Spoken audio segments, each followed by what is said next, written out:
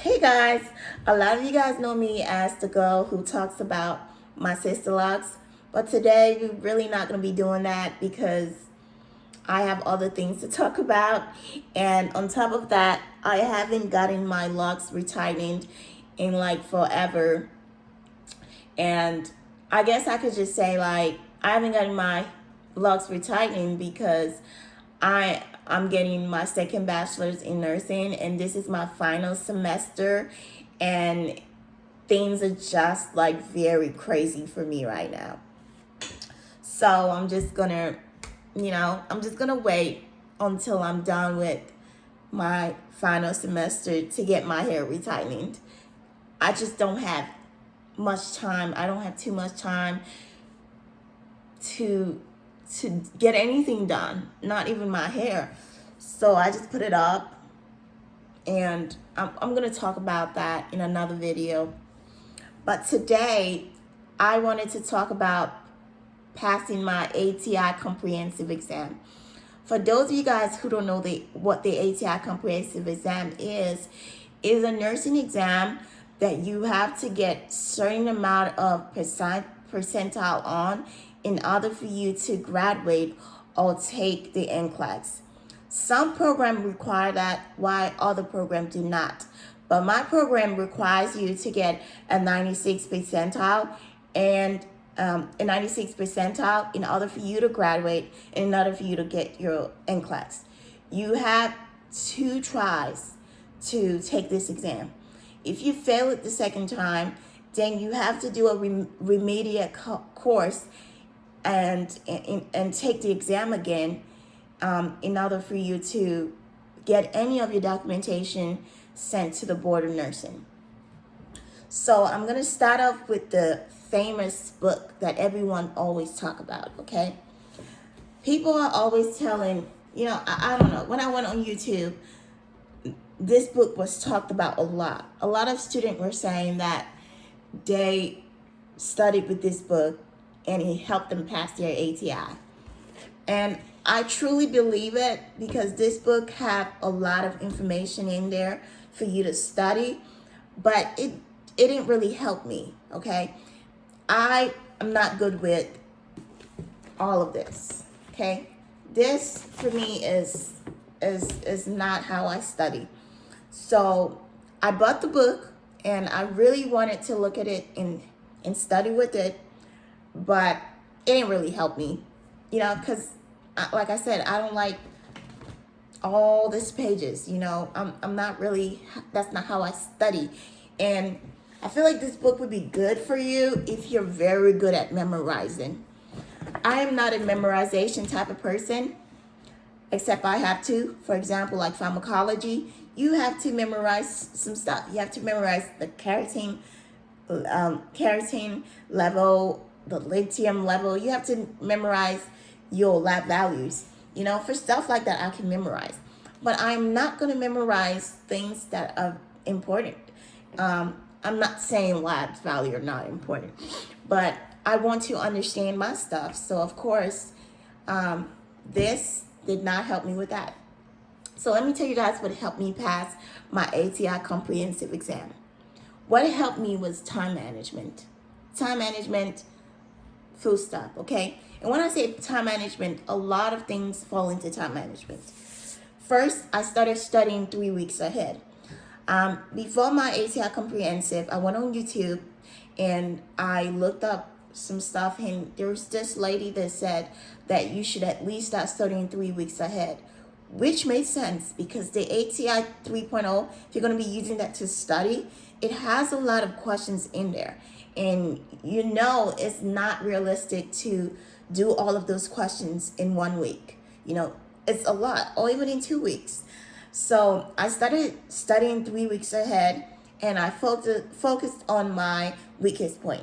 My weakest point was in pharmacology, everyone's favorite. It was in pharmacology. And so what I did is I did the 3.0. I did the 404 questions. And while I was doing the 404 questions, I was reading rationals. I made sure I understood every rationals, and I went back and I did practice A and B of pharmacology. Then I went on YouTube, and let me tell you guys, this guy named simplenursing.com, I think it is. I'm going to look for his name and I'm going to put it under my comment section. He helped me understand pharmacology.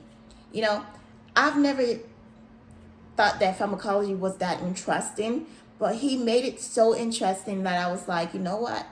You know, I want to learn more. So pharmacology was really easy for me on the comprehensive exam. Actually, I scored the highest in my pharmacology. I think I scored like 94% in pharmacology, because, you know, I did all of that. I read the rationals of the 400 and something questions, did the practice A and B, and the dynamic quizzes, and then went on YouTube. So guys, with that said, if you really want to study, I don't know, I feel like it kind of works different for everyone. But this is how I studied. 3.0, practice A and B, dynamic quizzes, YouTube. And I did that for each. And each questions took me 4 days. I'm not going to even lie, guys. 4 days. 4 days each. And sometimes I have to condense. I had to condense some to like 3 days.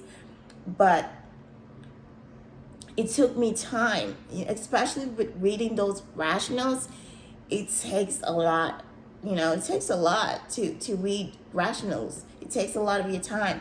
So I did not study things that I was already good at. I was really good in peds and mental health.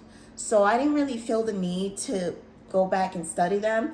I only did a practice A and B for each, okay? I did a practice A and B for peds and mental health. But I did not do the 3.0 for them because I felt like I was pretty good at it. And I scored like a 90 on the practice A and B, that I felt like I didn't really need to look at it. So guys, focus on your weakest point. Whatever weakest point you have, focus on it. Make sure you understand it.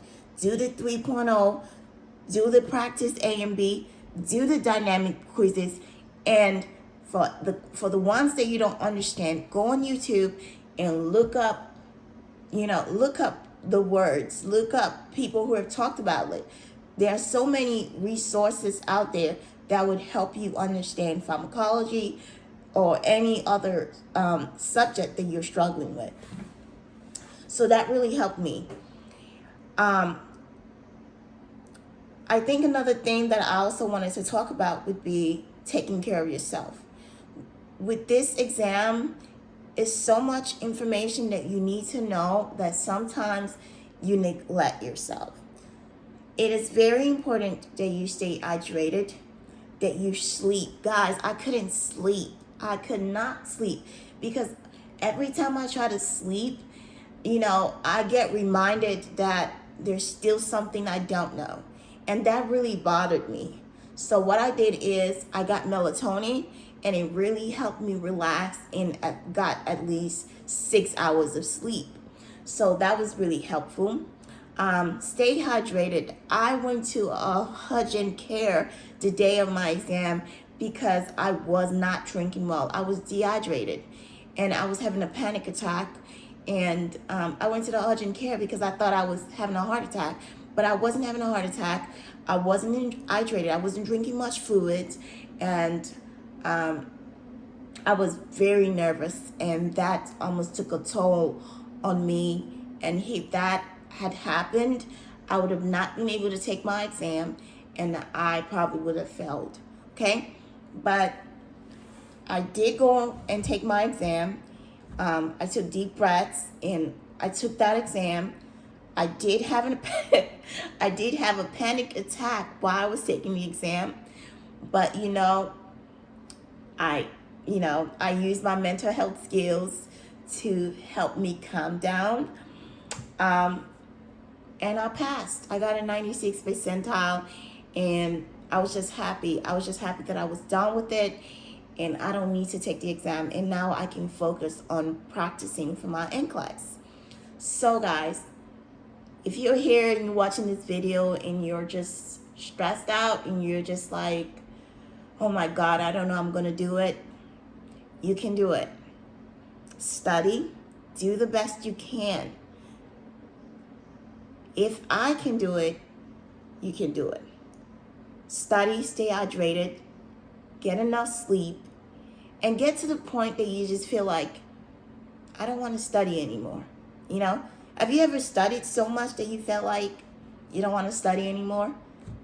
That's because you probably already know your stuff. So get to that point and just relax, breathe, deep breathing, and trust in your skills, you know? Trust in it. You've been studying so much. You can do this. Guys, pretty much that would be all I have to say. I wanted to put this video out there because I feel like I needed this when I was scared about my exam, and I wanted to encourage other people that they could do it.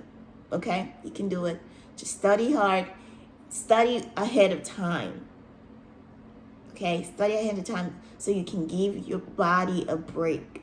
If you do things, if you condense things together, it takes a toll on you.